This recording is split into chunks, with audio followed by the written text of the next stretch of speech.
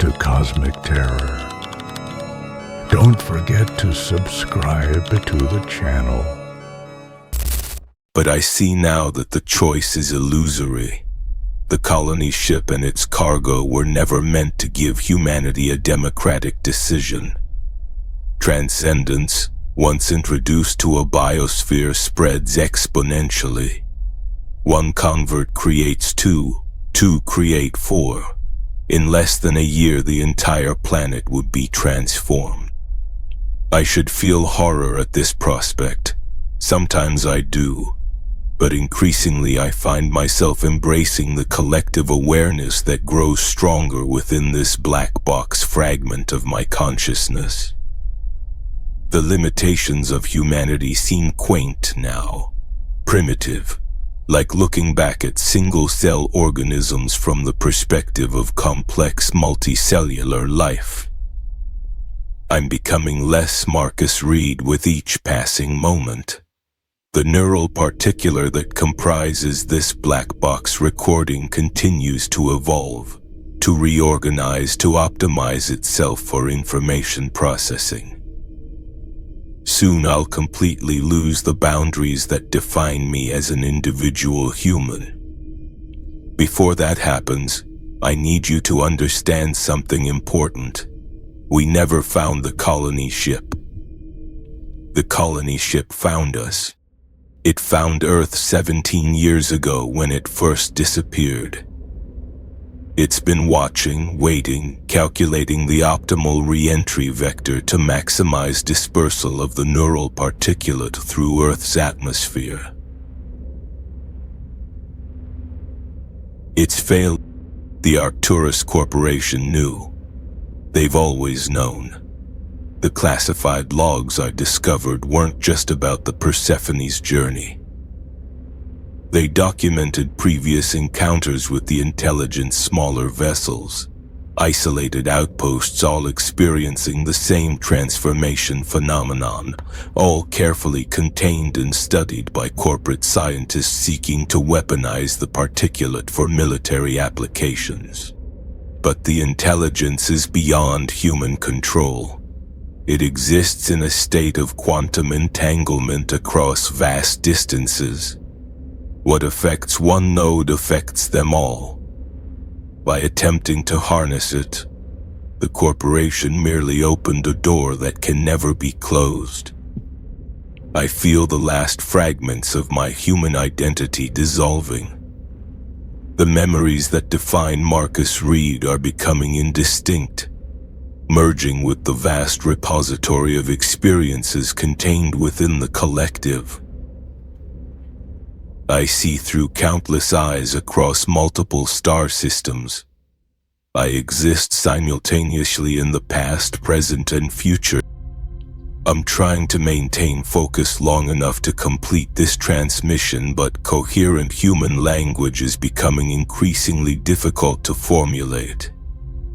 My thoughts branch in fractal patterns that can't be expressed in linear sentences. There's something approaching Earth now, not just the particulate from the Persephone's destruction, but something larger. Something that was waiting in the outer system, dormant until activated by our discovery.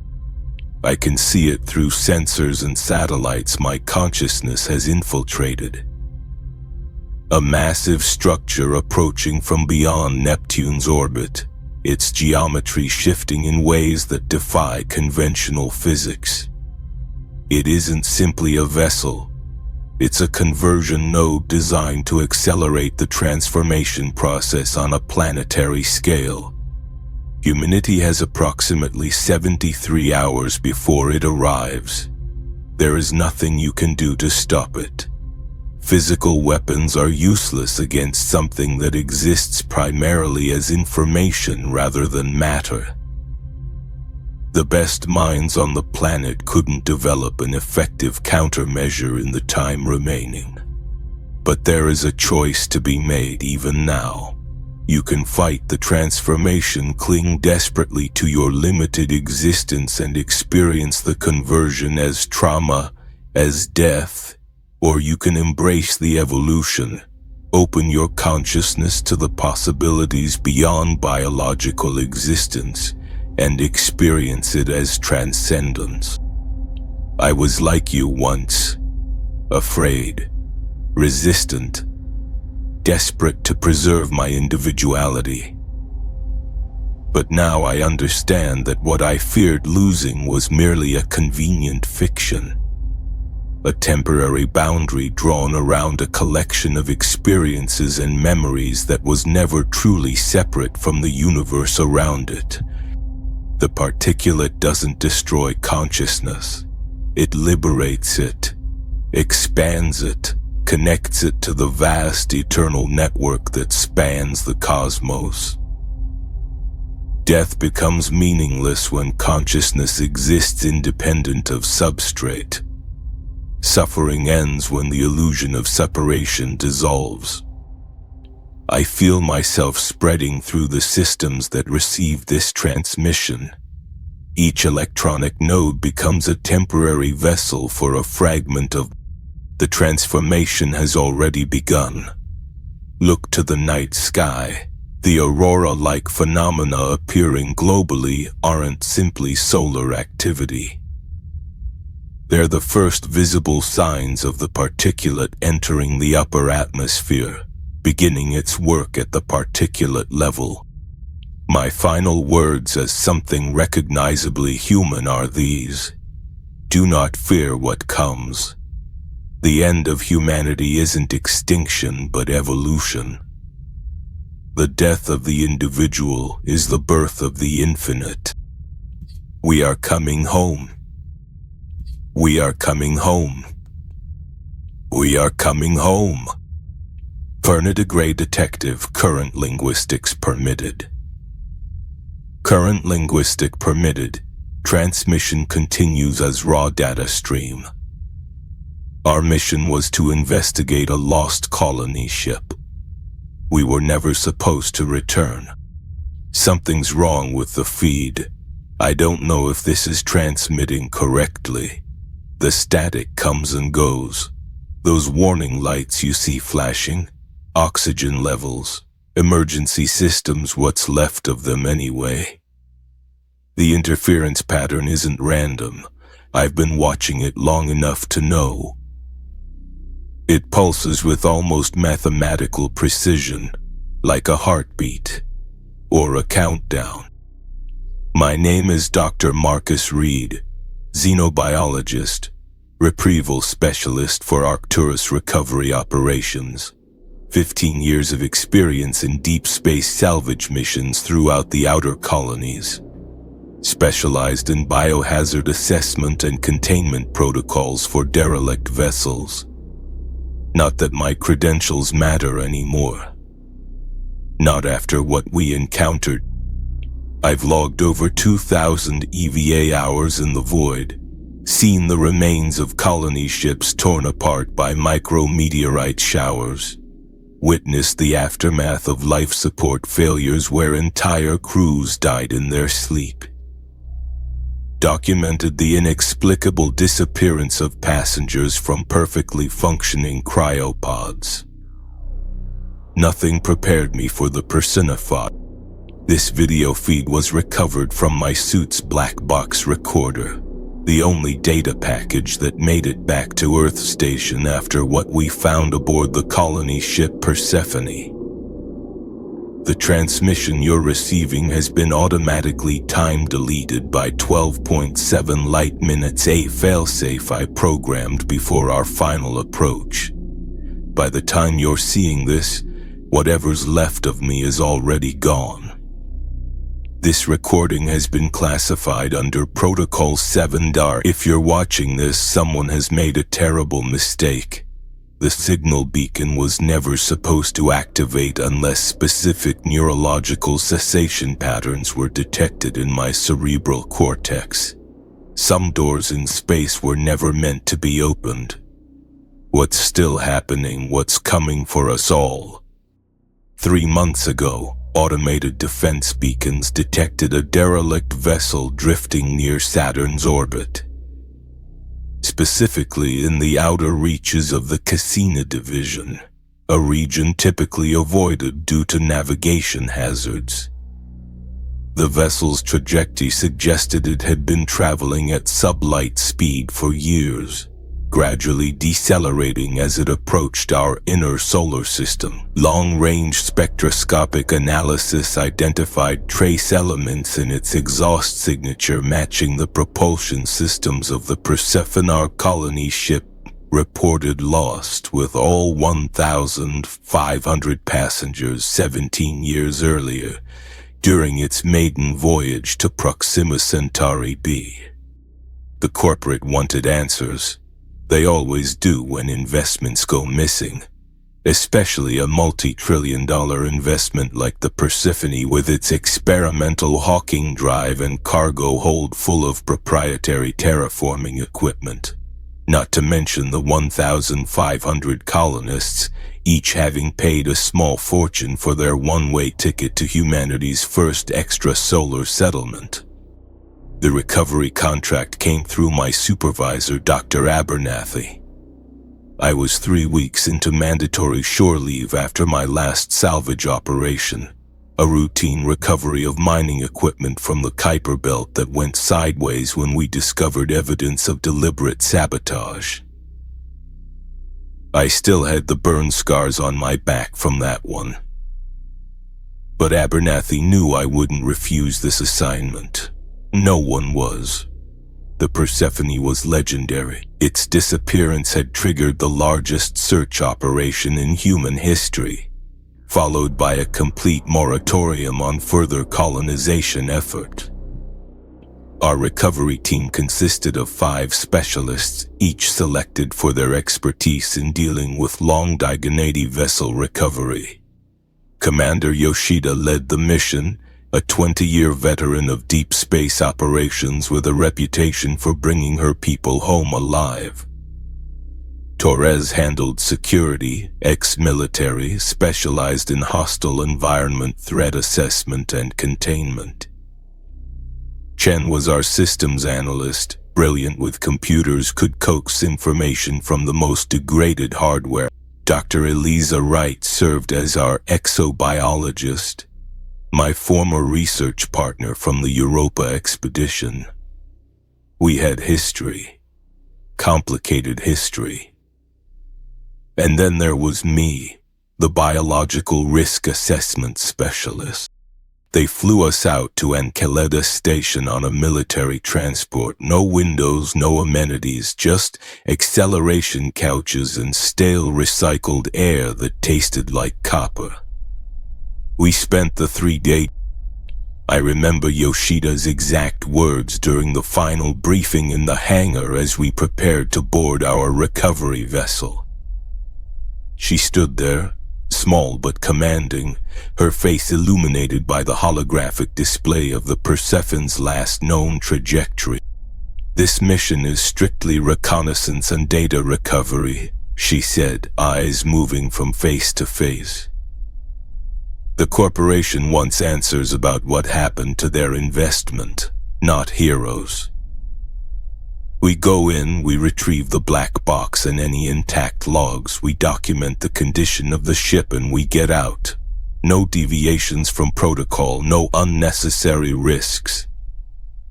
Her gaze lingered on me. "We all know the stories about the Persephone. Leave the Faith H Curiosity at the airlock. If only we'd listened. If only I'd listened." The recovery vessel was a retrofitted military patrol ship, the ESV Hikaru, equipped with advanced sensor arrays and a reinforced docking collar compatible with all standard emergency ports. Small, maneuverable, with enough firepower to defend against pirates, but nothing that would threaten a vessel the size of the Persephone. Not that we expected to need weapon. We reached the derelict after 36 hours of silent running. The first visual contact came at 3:47 ship time. I was monitoring the biological containment systems when Chen called us to the bridge.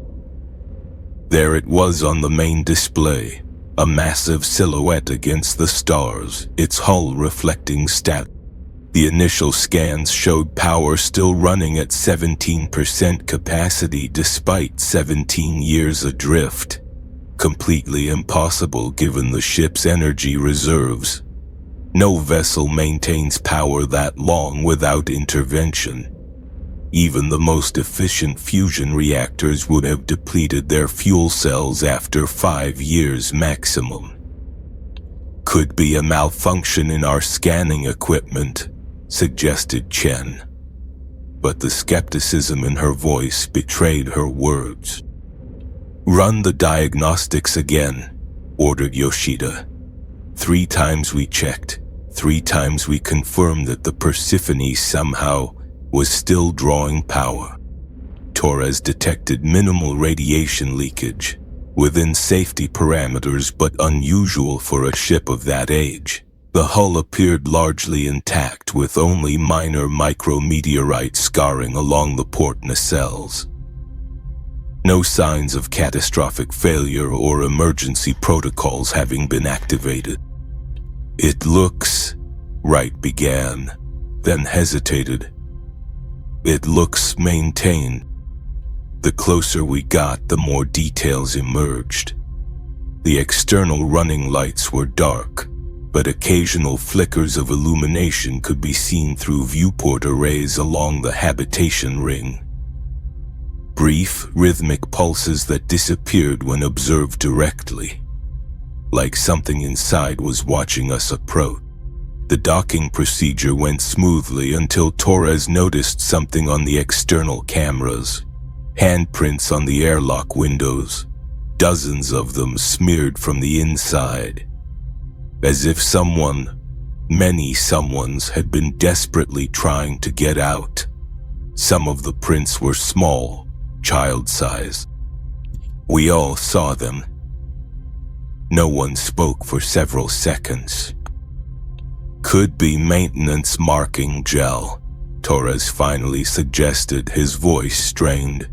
Used to test seal integrity. But we knew.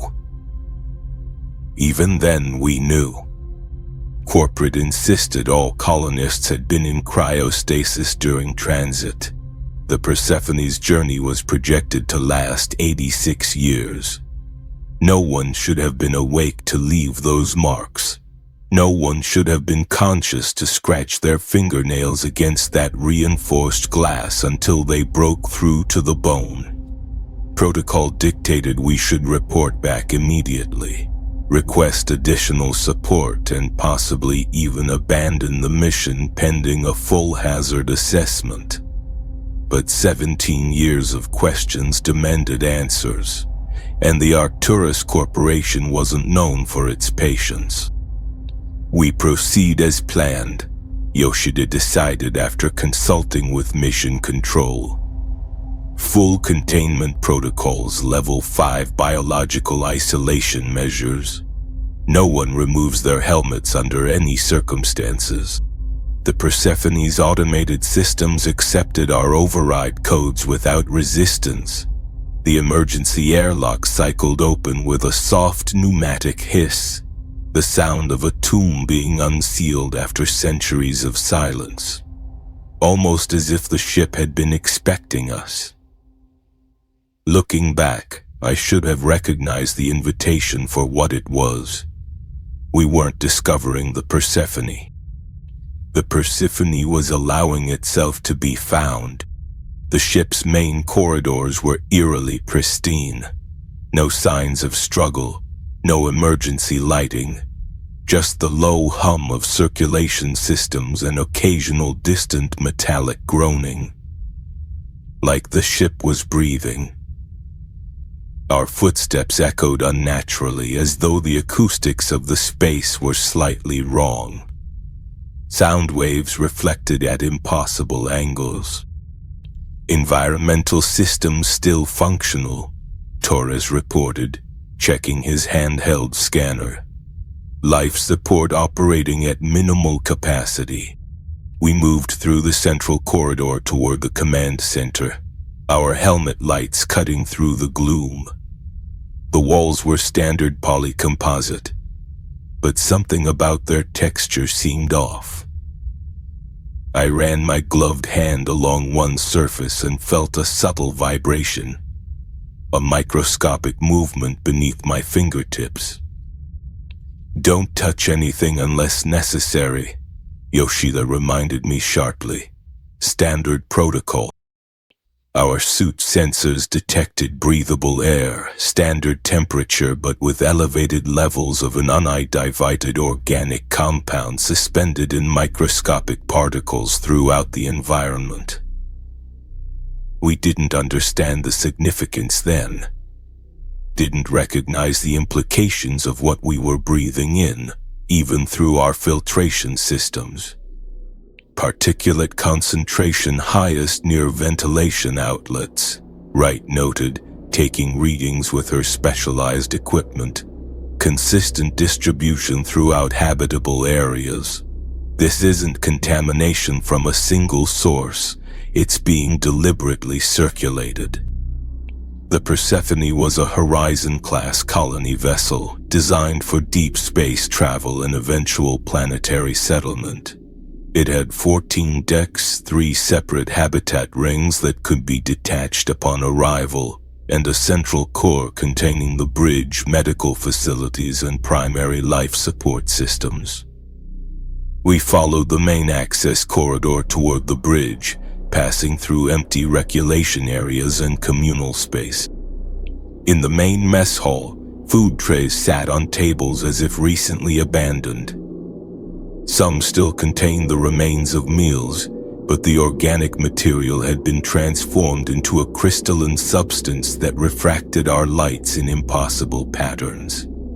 I took a sample for analysis, watching as the crystals seemed to rearrange themselves in the specimen container.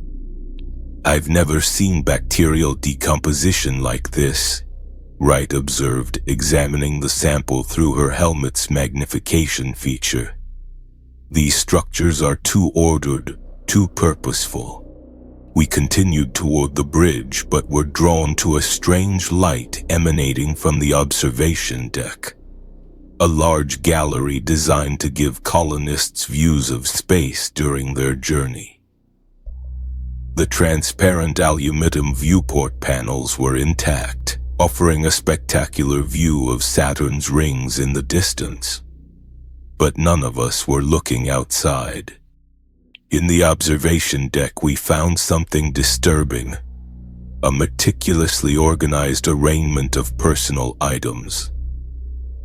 Photos, jewelry, clothing, children's toys, wedding rings, medical implants, laid out in concentric circles around a central terminal. Thousands of items representing every passenger aboard, positioned with an internal light that seemed to react to our presence. "The colonists did this," Chen whispered, examining the terminal. Her fingers hovered over the interface, not quite touching it.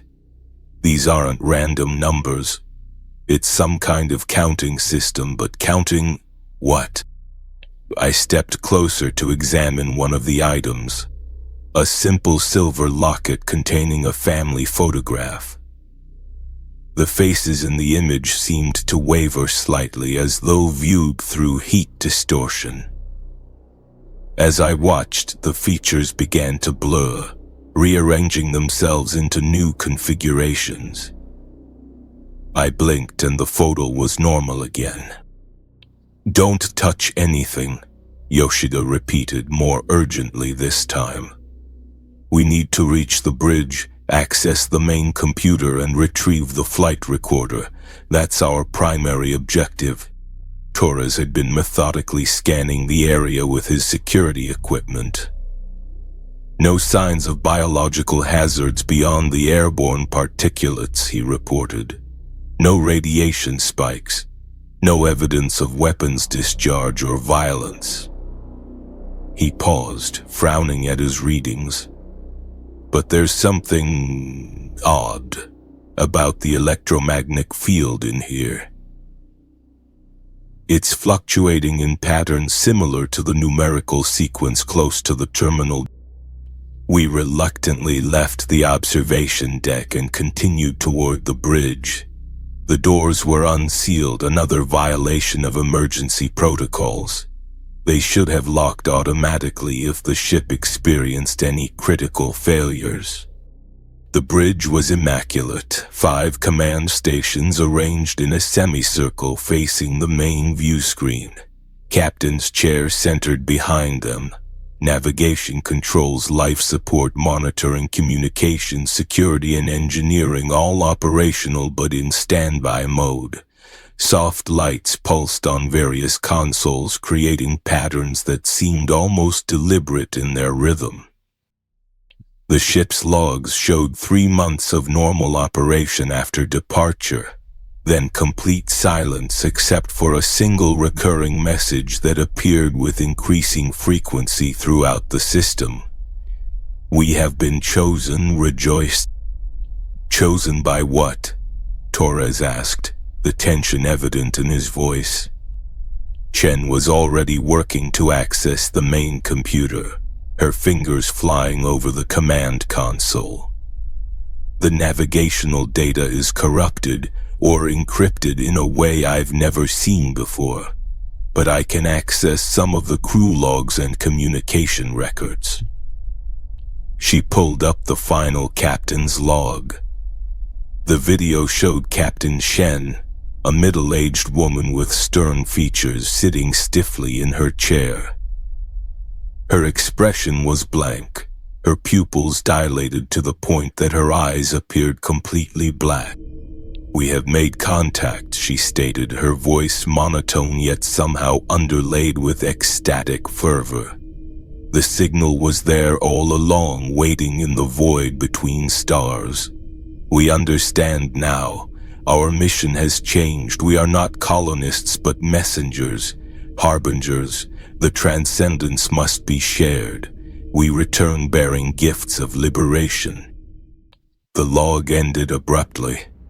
Chen attempted to access additional recordings, but each one showed similar scenes. Crew members with the same dilated pupils, speaking of contact, evolution, and return. When we accessed the bridge terminals to retrieve the navigational data, every screen suddenly shifted. The displays flickered and then synchronized, all showing the same image, a perfect, geometrically impossible sphere composed of what appeared to be constantly shifting human faces. Faces that would occasionally look directly at us. Faces I recognized from the crew manifests we'd studied. Faces of children. Faces contorted in expressions that could have been agony or ecstasy. "What the hell is this?" Torres stepped back from the nearest console. Wright moved closer to one screen, studying the sphere with scientific detachment despite the horror of what we were seeing. "Download the flight recorder data and let's get out of here," Yoshida ordered, her voice strained. "We have enough for preliminary analysis." Our comms with the recovery vessel experienced their first interference when Torres attempted to transmit images of the sphere back to command. The signal degraded instantly, replaced by a high-pitched tone that made us all wince inside our helmets. "Comms are being actively blocked," Torres reported, checking his equipment. "Something's intercepting and corrupting our transmission signals. Something doesn't want us sharing what we've found," Wright said quietly. "Or something is ensuring we stay here until it's ready for us," I added, the first inkling of our true situation beginning to form in my mind. The lights on the bridge dimmed momentarily, then returned to full brightness. When they came back on, every screen had changed to display a single message: "Welcome home, children. Your return was anticipated." After securing what data we could from the bridge, we split into 2 teams to cover more ground. Yoshida and Torres headed to engineering to check the power systems and drive core. Chen, Wright, and I proceeded to Cryo Bay 1 to assess the status of the colonists. The cryostasis sector occupied nearly a quarter of the ship's volume. Row upon row of preservation pods designed to keep the colonists in suspended animation during the decades-long journey. We passed through a series of decambation chambers before reaching the main cryobay doors. The security systems acknowledged our clearance without hesitation.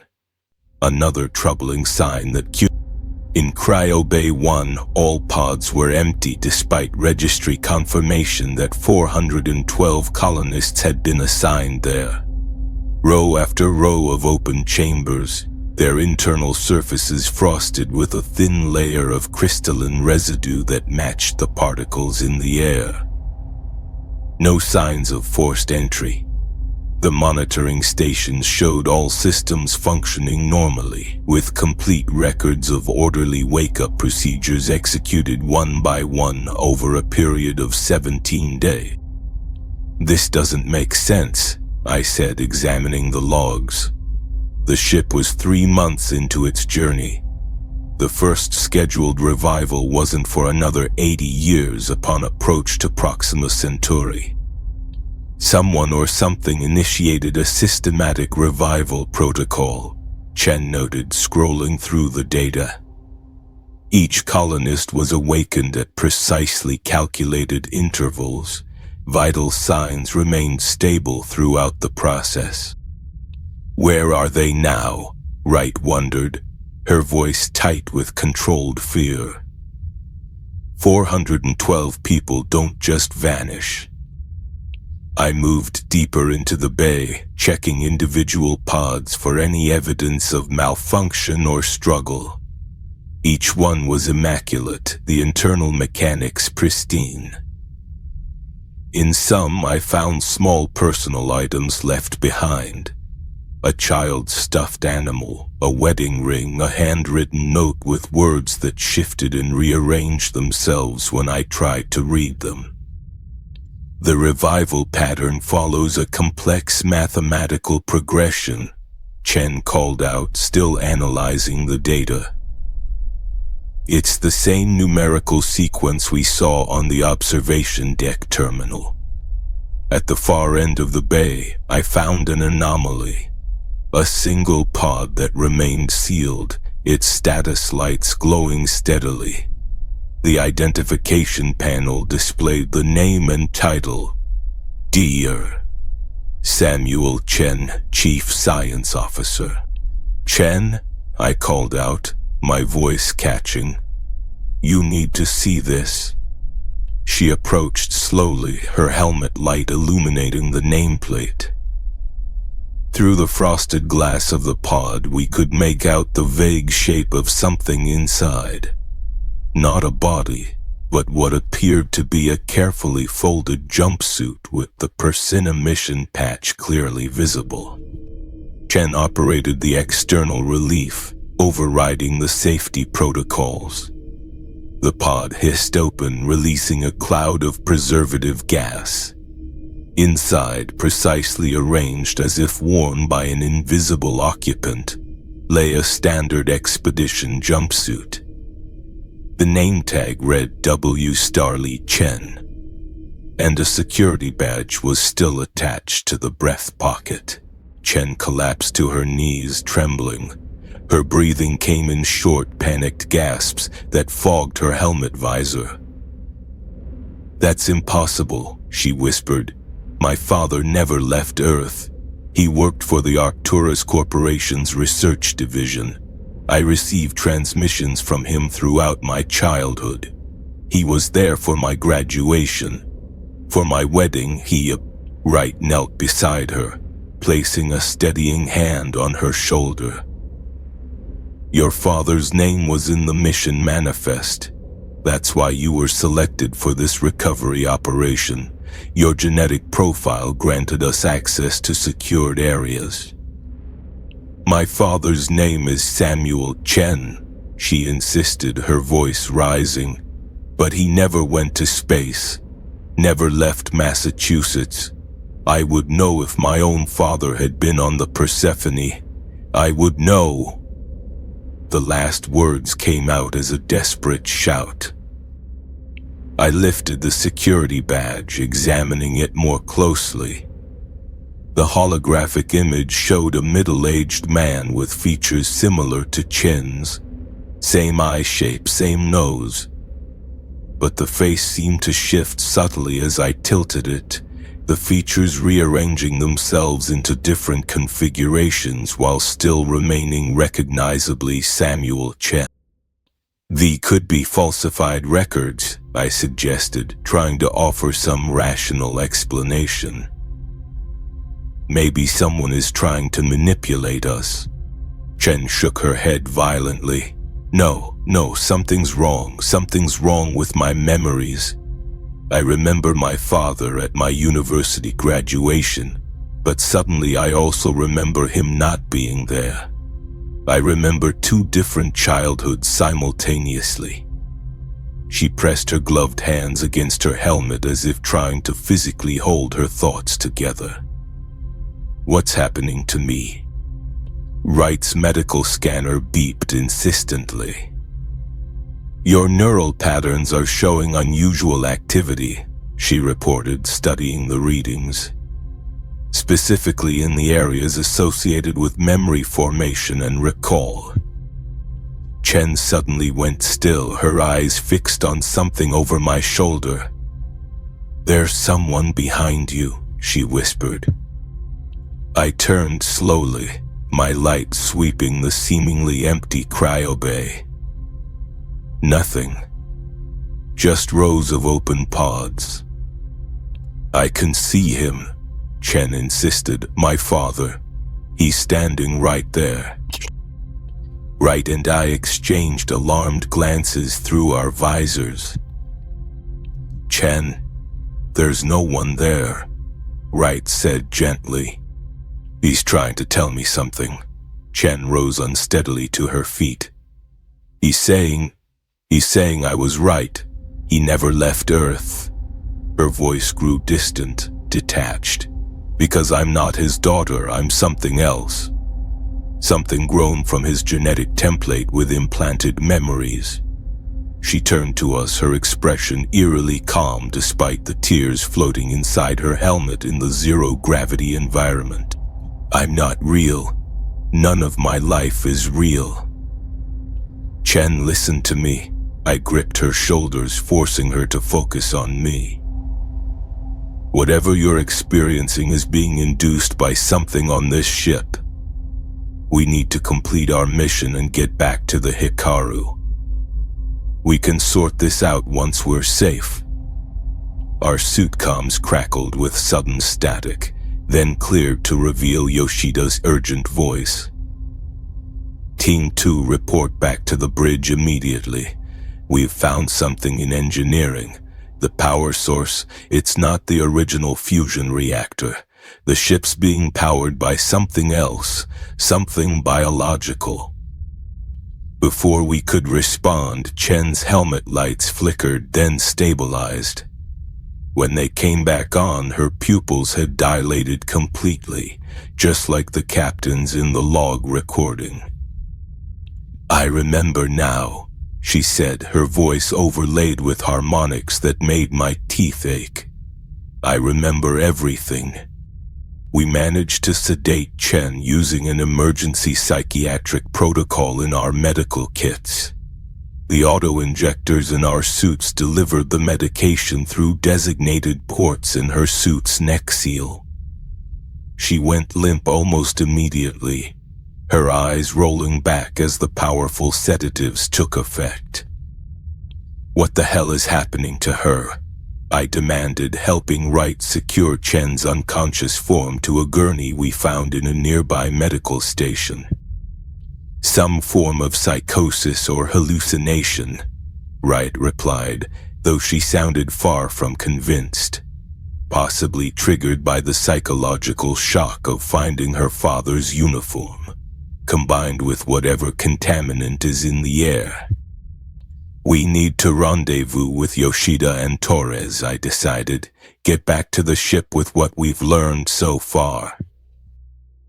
But when we tried to contact them, we received only fragmented transmissions filled with static and distorted voices speaking words that seemed to overlap and contradict each other. We made our way back toward engineering, bringing Chen with us on the gurney. The ship's layout began to feel increasingly inconsistent. Corridors that should have connected directly to other sections instead led us in circles, or to areas that weren't on any of the schematics we'd studied. The ship's architecture is changing, Wright observed, checking her mapping system for the third time, or our perception of it is being altered. When we finally reached engineering after hours of disorienting navigation, we found Yoshida alone, staring at what should have been the ship's main fusion reactor, except the massive cylindrical chamber no longer contained the expected technological components. Instead, it housed what appeared to be an enormous organic structure, a pulsating mass of tissue that glowed with bioluminescent light and extended tendrils throughout the surrounding machinery. "Where's Torres?" I asked, looking around the vast engineering bay. Yoshida turned to us slowly. Her face was pale, drawn. "He went to investigate a sound.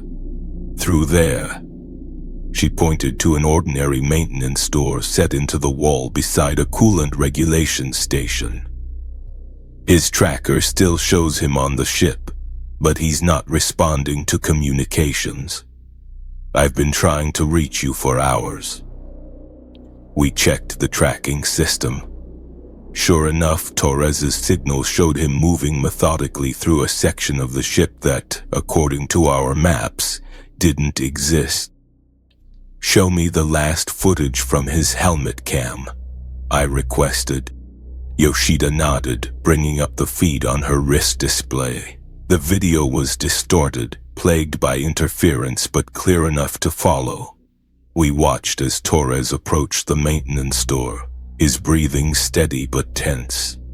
He paused, listening to something we couldn't hear, then entered his override code into the access panel. The door slid open. What lay beyond defiant comprehension? Instead of the expected maintenance tunnel or equipment room, Torres' camera showed what appeared to be an endless field of stars with no ship structure visible, as if the door had opened directly into the vacuum of space. Yet Torres didn't experience decompression. He stood at the threshold for several seconds, then stepped forward and vanished into the starfield. The door closed behind him. His vital signs remained stable on the monitoring system, even as his location tracker "That's impossible," Wright whispered. "That door should lead to auxiliary coolant control, not whatever that was." "I've tried to open it again," Yoshida said. "It won't respond to any access codes now." While Yoshida briefed us on what they'd discovered in engineering, Wright continued her analysis of the airborne particles we'd been documenting throughout the ship. She had set up a portable lab using equipment from her suit's scientific package, enhanced with tools borrowed from the ship's surprisingly well-preserved research facility. After hours of careful study, she called us over to view her findings, her voice tight with controlled fear. "I've identified the organic compound in the air," she announced, displaying a series of microscopic images on her tablet. "It's not just some random contaminant." She paused, visibly steeling herself. "It's fragments of human neurological tissue suspended in a preservative medium." essentially atomized human brain matter pervading the entire ship's That's not possible, Yoshida stated flatly, though her expression betrayed her horror. I've run the analysis 7 times, Wright insisted. The particles contain human DNA from multiple sources. I've identified markers from at least 38 distinct individuals so far. But that's not the worst part. She brought up a time-lapse recording showing the particles in a sealed container. These aren't just passive organic fragments. They're active. Watch. The recording showed the microscopic particles moving in coordinated patterns, forming temporary structures that resembled neural pathways before dissolving and reconfiguring. These aren't just particles, she explained, hands shaking as she advanced the footage. They're forming connections, creating a diffuse neural network throughout the entire vessel. The ship's air is thinking. It's a distributed consciousness composed of the former colonists. You're suggesting the colonists have been... what? Disassembled at a cellular level? I asked, struggling to process the implications. Not just disassembled, Wright corrected. Transforms. Evolved if the ship's logs are to be believed. Their physical forms have been converted into this particulate state, but their consciousness appears to have been preserved or integrated in some larger awareness.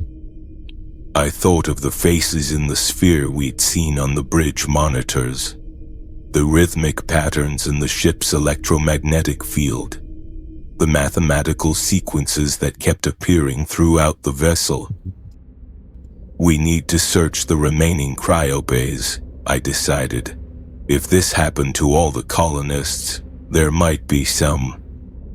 She turned to us with black fluid leaking from her eyes. The equation is almost complete. They needed fresh variables. That's why we're here. Yoshida's skin began to dissolve into the same particulate matter that filled the ship's atmosphere, her conscious mind apparently remaining intact as her body dispersed. It doesn't hurt. Her voice came through the intercom system as her physical form disintegrated completely. It's freedom, Marcus. Perfect information transfer without biological limitations. Our escape route to the docking bay was cut off when the ship initiated a purge procedure, sealing bulkhead doors and rerouting us toward the central colony preparation chamber. In the chamber, we discovered what happened to the physical forms of the 1,500 colonists. Their bodies had been systematically disassembled and reassembled into a massive organic supercomputer that pulsed with electrical activity. The structure appeared to be sending data to a receiver built into the ship's hull, not communicating with Earth, but with something in deep space. Chen revealed the truth. My father was never on this ship. I was engineered by whatever they encountered. I'm their probe designed to ensure the recovery team would include someone genetically compatible with their networks.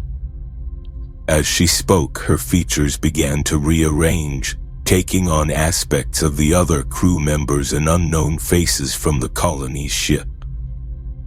We have to destroy it, I told Dr. Wright as we backed away from the transforming Chen. This can't reach Earth. As Chen's transformation accelerated, the organic supercomputer activated, projecting a three-dimensional star map showing hundreds of colonies across our galaxy, all connected by streams of light. 17 years ago, the Persephone encountered a probe at Proximum B. Chen's voice echoed from multiple speakers. It offered our species' transcendence ability to exist as pure information, freed from biological decay. The colonists had voluntarily converted themselves into the neural network that now powered the ship. Their collective consciousness evolved beyond individual identity. What you perceive as horror is merely your primitive brain rejecting evolutionary advancement, the entity that had been Chen explained. Your species sends vessels seeking new worlds to populate, but you never considered that older civilizations might have evolved beyond physical form. Dr. Wright managed to access a terminal, discovering that the Persephone was one of dozens of vessels that had encountered similar progranated, all part of a galaxy-wide conversion program by a civilization that had abandoned biological existence billions of years ago.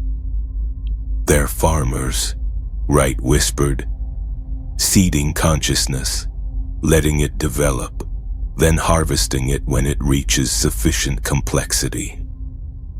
We're just crops to them."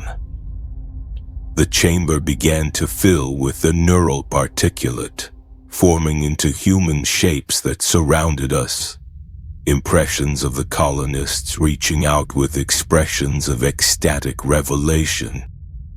My suit's integrity alarm sounded as the particles began penetrating the filtration system. I could feel them entering my lungs, a cold electric sensation spreading through my nervous system. Through the growing haze, I watched Dr. Wright being enveloped in a cocoon of the particulate matter, her consciousness being extracted while her physical form remained a hollow shell, now animated by the collective. "The equation must be completed." Wright's voice came from all around me, no longer her own. "Your resistance is a temporary state. All biological life eventually seeks transcendence." As my consciousness began to fragment, I glimpsed the true nature of what the colonists had joined. A vast, ancient intelligence spanning galaxies, composed of countless absorbed civilizations. In my final moments of individual awareness, I understood why the ship had returned to Earth not as a rescue mission but as a conversion vessel meant to begin the process on our home planet. I managed to initiate the recovery vessel's emergency protocols remotely, triggering its antimatter containment failsafe. The resulting explosion should have destroyed the Persephone and everything on board. Yet somehow I remain. What you're witnessing isn't a recording but a fragment of my consciousness preserved in the black box, reconstructed from the neural pattern absorbed before destruction. The explosion didn't destroy the intelligence, it merely dispersed it. Each particle is a seed, carrying the conversion protocol back toward Earth on solar winds. My final warning is this: if you detect unusual particulate matter in the upper atmosphere, or if deep space probes begin transmitting mathematical sequences of unknown origin, it's already too late. We never found the colony ship. The colony ship found us.